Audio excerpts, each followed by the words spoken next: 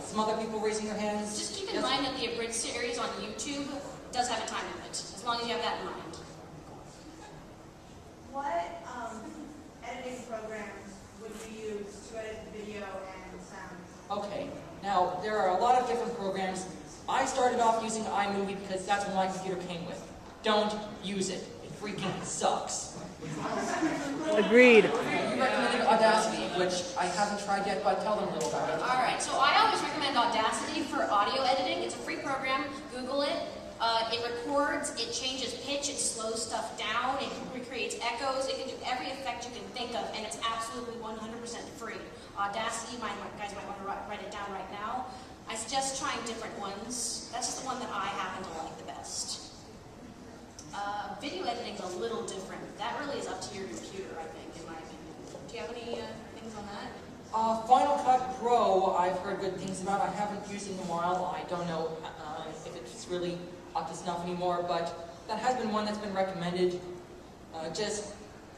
You don't get paid for an Abridged series, so go with whatever your minimal budget allows. Let me translate my Mac friend's words into PC terms. He's saying Sony Vegas is what we should use. Basically, I like what he's saying. Whatever your budget can fit. Windows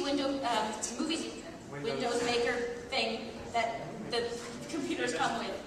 All computers should come with a standard program for audio and video editing. Those will work. You can eventually upgrade them over time if you decide to. But anything that the computer came with should work. Right, and one more question before we continue. No, it's actually a comment. Okay, we'll get your comment then your question. I've actually experienced video editing, and just a hint is to be able to render while you're doing it. It is best to do it as you piece it together, render, add the next part. Otherwise, it can easily get moved around, and it's easier to have that green bar, knowing you don't mix up. Alright, so what he's talking about is that there are, you can render and actually see the video, the final version, but there's also a preview window as you're playing it. Sometimes the preview window isn't accurate, even though it should be, and sometimes things do get moved around. So as long as you're kind of making edits along the way, it actually does help a lot and kind of keeps you organized. I make AMVs off to the side, so video editing is kind of a specialty of mine. It can get very complicated very fast. Alright, and then you had a question? Yeah, one of the things I sort of wanted your opinion on, do you believe it's better to have one person voice as many voices as they can, depending on the genre, or should you try to deliberate the voices among your friends? Or That is a subject we were going to bring up. It really depends on your abilities. If you can do a lot of voices, then yes, do it, because you can rely on yourself a lot better than you can rely on friends. Now, I've got a pretty distinctive voice, so there's only so many characters I can do. I gotta bring them to extremes for, to lose that distinction. So I have a lot of other voice actors, and sadly, I cannot always rely on them to get their lines in quickly. We have varying opinions on this, so did you say we had a section for it to discuss this? Or should we bring it up now? Let's just do it now. Okay.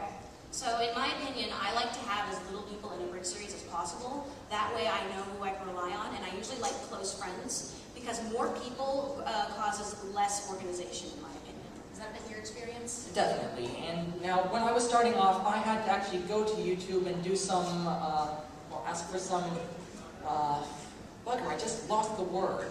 Auditions? Auditions, yes, thank you. I had to get some auditions for people to get some voices. I got some wonderful talent. Sadly, there is no audition for reliability. So, you can count on yourself better than you can on people online, but if you have no other choice, then give it a shot. Try to make it close friends, because more people means more and more arguments, and more, just all around it gets more and more disorganized. Plus, it's just more fun to work with people you get along with. Exactly. And the fact that if you, I don't recommend online help unless it's a last-ditch resort, because that will bring up varying mic qualities in your voice, because people will have different microphones. That is an issue that my own Abridged series and several others have had to deal with. And it can be overcome, but if you don't want to do the extra work, then it's easy enough to avoid it. So, once you publish it to YouTube, you just sit back and see if people like it or dislike it. If you're really lucky, they'll give you some actual constructive criticism instead of just saying that they can do better. Haters gonna I hate. actually It's did. this I did. mythical thing where people actually say, hey, here's what you did right, here's what you might want to improve on, without being a jackass about it. I know, it's...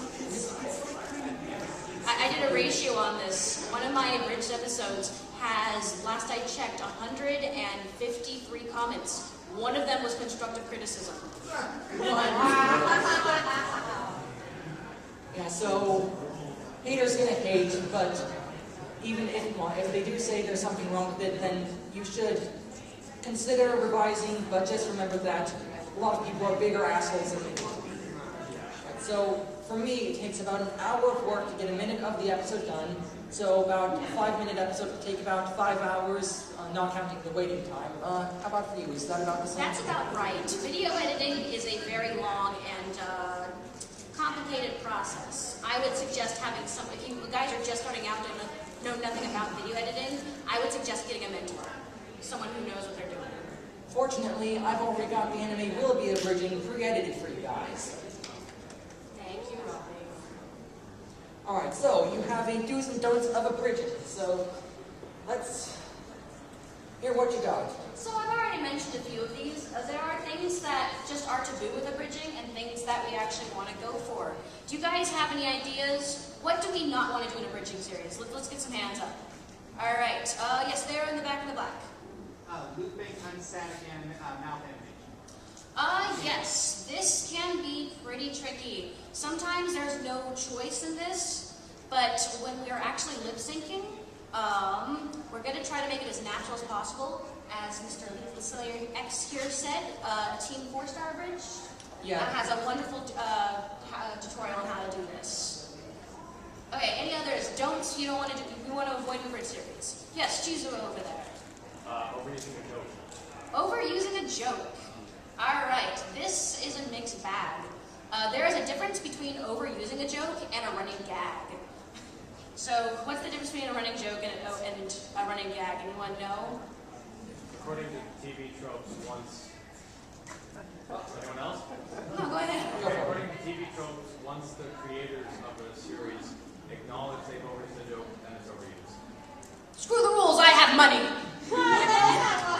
That is an example of a running gag, not an overused joke. Running gags can become overused though, so be careful. And as long as you make fun of the fact that they're being overused, go with it. Well, going with this screw the rules, I have money, there's been several times that Little Grebo has done his own variation of that just for an unexpected laugh. Like, screw the money, I have rules. Wait, let me try that again. Screw the rules, I have green hair. Gotta lay off the marijuana. In the back?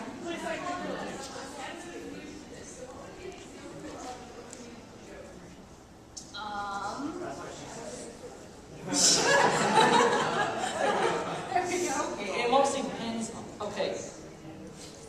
Here's one that most people consider an overused joke from Family Guy.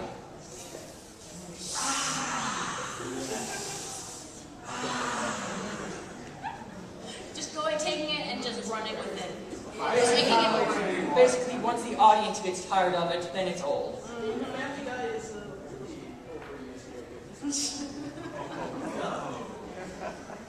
Never gonna give you up, never gonna let you down. That's a little overused now. Old meme is old and redundant use of meme to counter that is also redundant.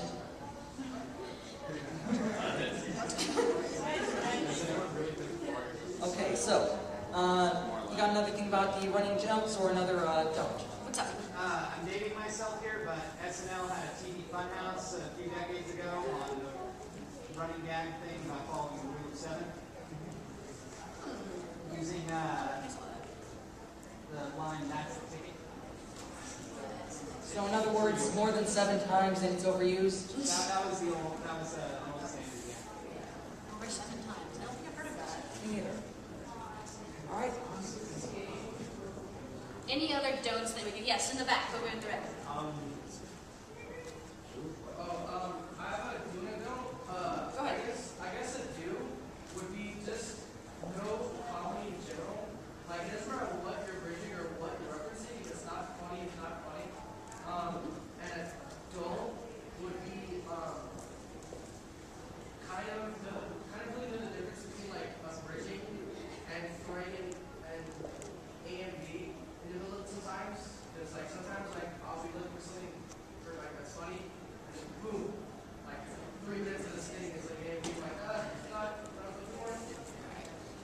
me just ask this before we go on. Is anyone here from the SEAT team? No? Okay, good. Then I can make fun of their series. I actually saw Soul Eater Abridged recently. Very great cast, very great editing. They've got everything down. The one thing about their series that just bugged me is that they got the word abridging a series mixed up with fan dubbing a series. There is a difference. Abridging a series, we're actually trying to make fun of it. Fan dubbing it, we're just trying to make it seem cool. There actually is a difference. So in the Soul Eater Abridged, I noticed they were actually making jokes that were made in the official dub. We're going to try to avoid that, unless you're going to take it to a whole different level. And then you'd usually say, this is an actual line. Exactly.